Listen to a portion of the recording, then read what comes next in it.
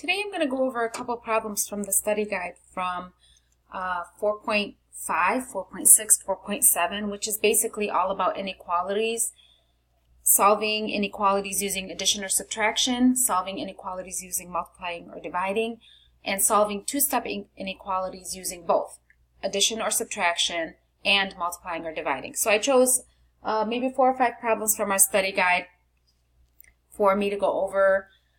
So looking at this problem, remember, we always want to use the addition or subtraction first. It's just easier to work with. You're always working on the side where the variable is. So in this case, I'm going to subtract 5 from both sides. I'm going to undo the addition so I can get rid of that, and I cross that out, and 10 minus 5 is just 5. Bring down the rest of the problem. And as you can see, I didn't do anything with the inequality at this point. Now I have a fraction, which is a division problem. So to undo the division, I need to multiply. One of the rules that we talked about in inequalities is when you multiply or divide by a negative number, you have to flip the inequality. And the reason you flip the inequality is, remember, when it's a negative number, you're actually reversing. You're going on the opposite end of the number line. And so therefore it is no longer greater than, it is now less than. So I'm going to multiply by negative 2 on both sides. And when you multiply by negative, these cross cancel, these cancel out. Now you have z is less than, see how I flip the inequality because I'm multiplying or dividing by a negative number, negative 10. So this would be my final answer, and then obviously you would graph it with an open circle at negative 10 because 10 is not included. Let's try this one. This one is number 8 on the study guide. So again, looking at the inequality, I'm going to work with undoing the subtraction first, the addition. I'm going to work on the side where the variable is. So I'm going to subtract 12 from both sides. These leave me with 0. So now I have negative 5c. I'm going to do it like this. Is less than or equal to negative 3 minus 12 is negative 15. Now I have a multiplication problem. This is negative 5. So I'm going to undo the multiplication because it's multiplied to c by dividing. So now that I am dividing by a negative, again, it doesn't matter if this number is positive or negative. It does not make a difference. It's whether you're multiplying or dividing by a negative. So since I divide by a negative on this side, I'm going to flip the inequality and divide a negative by this side. So now I have c, flip the inequality is flipped from here, is greater than or equal to 3. It's a positive 3 because a negative divided by a negative is a positive. Remember, if they agree, the relationship, then it is a positive thing. So you would graph this with a closed circle because 3 is included. It could be greater than or equal to 3. So 3 is a solution, 3.1, 3.2, and so forth and so on. The next problem we wanted to look at was the problem from the study guide number 9. So it says, in a game you pilot a spaceship and gain a point for every asteroid you destroy. The game ends when your ship is hit by an asteroid. You already have 310 points. Describe your final score. So this was a problem where we had a great discussion in class, and your score is going to be greater than 310. Your score is going to be greater than 310. But some of the students, and even myself, I would have to agree, said, well, what if you are hit by an asteroid right after these 310 points that you've earned? If you are hit by an asteroid right after the 310 points that you've earned, then this could be greater than or equal to.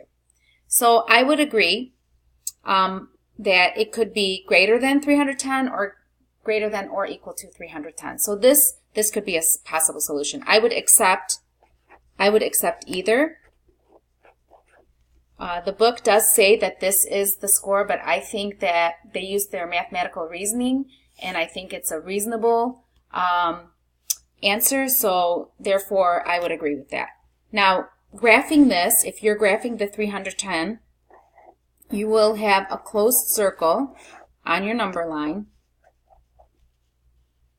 and it will be facing this way. So if you look at the arrow which way it's pointing, 310. The next problem I want to talk about is number 11. Tell whether -2 is a solution of -j, minus 3 is greater than -5. So for this problem, you're just plugging in. Now, they have -j minus 3 is greater than -5. The question is if -2 is a solution. So you start by writing down the problem, and you're plugging in -2 for j. So it's going to be negative. Now I'm going to plug in my -2.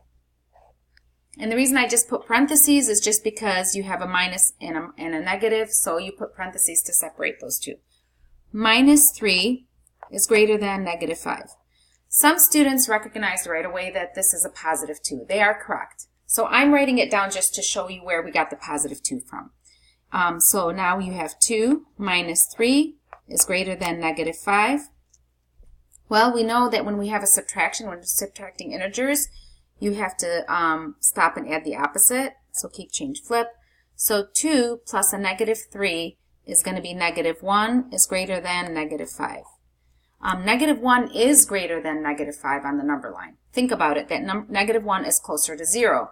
So when you have a number line and you're at 0, and your -1 is here, -2, 3, 4, 5, -1 is greater than -5. So yes, so you're going to write yes, -2 is a solution for full credit. The next problem I'm going to look at is the last one, number 12. The area of a triangle is no less than 48 square inches. Write and solve the inequality that represents W. Okay, so for this problem, you have the triangle, and the information they gave you that this is a right angle, there is 16 meters, and this is W. The first step is, when you see a shape like this, is first of all to know the formula of that shape. So the formula of an area of a triangle, because they're asking you for area, is the area is equal to half times the base times the height.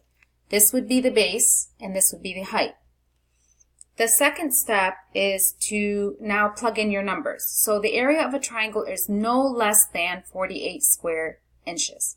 If it's no less than, that means it is greater than. It is the opposite. If it's not less than, then obviously it's greater than. So I know the area is 48, so I'm just going to plug in the numbers right from my formula. I know the area is 48. It is no less than or equal to the area of the triangle, so I'm going to say it's half. My base is 16, so I'm going to multiply that by 16, and I don't know what W is. So basically I took the formula, half, the base is 16, and the height, they have it as W, so I'm just going to plug it in the way it is. Now I'm going to solve. I need to combine like terms before I start dividing or adding to undo. So 48 is greater than or equal to half times 16, which is 8, and then bring down my W. So before I undo anything, combine like terms. Now I know I'm going to divide. I'm dividing by a positive 8, so this is 8. I did not flip the inequality. I didn't do anything because it's a positive number. And 48 divided by 6 is greater than or equal to, and these cancel out, W. Now, what we've learned is that when the variable's on this side, we want to just flip the whole problem. We're not flipping the inequality. We're just writing W on this side. And they have to be equivalent. So if you look at it here, now I'm going to flip the inequality. I'm just reversing the order of the problem.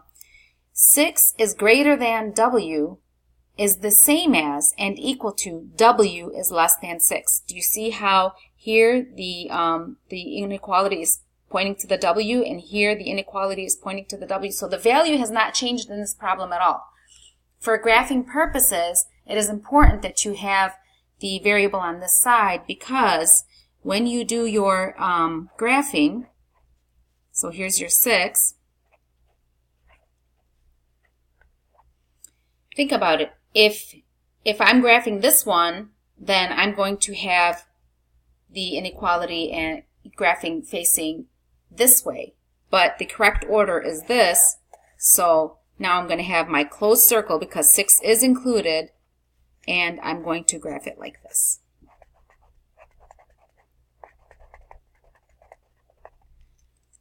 Good luck. If you have any questions, go ahead, send me a message on this video and I will respond.